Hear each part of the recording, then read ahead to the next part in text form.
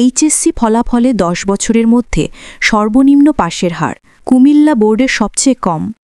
বৃহস্পতিবার 16 অক্টোবর সকাল 10টায় দেশের 11টি শিক্ষা বোর্ড একযোগে প্রকাশিত 2025 সালের এইচএসসি ও সমমান পরীক্ষার ফলাফলে গত 10 বছরের মধ্যে সর্বনিম্ন পাশের হার রেকর্ড করা হয়েছে, যা গত বছরে 77.78% থেকে কমে 58.83% দাঁড়িয়েছে।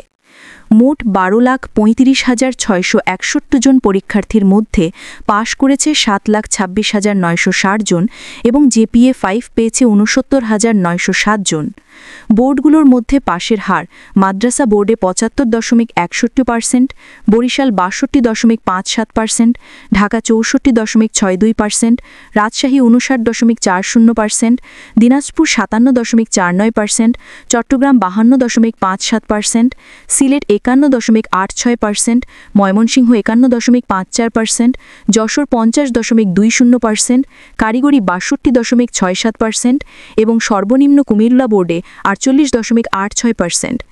শিক্ষাবিদ ও বোর্ড চেয়ারম্যানরা এই ফলাফলের কারণ হিসেবে ইংরেজি ও উচ্চতর গণিতের মতো বিষয়ে পাশের হার কমা এবং শিক্ষার্থীদের পড়াশোনা থেকে দূরে সরে যাওয়াকে চিহ্নিত করেছেন, যা শিক্ষা ব্যবস্থার প্রকৃত ঘাটতি তুলে ধরেছে বলে মন্তব্য করা হয়েছে।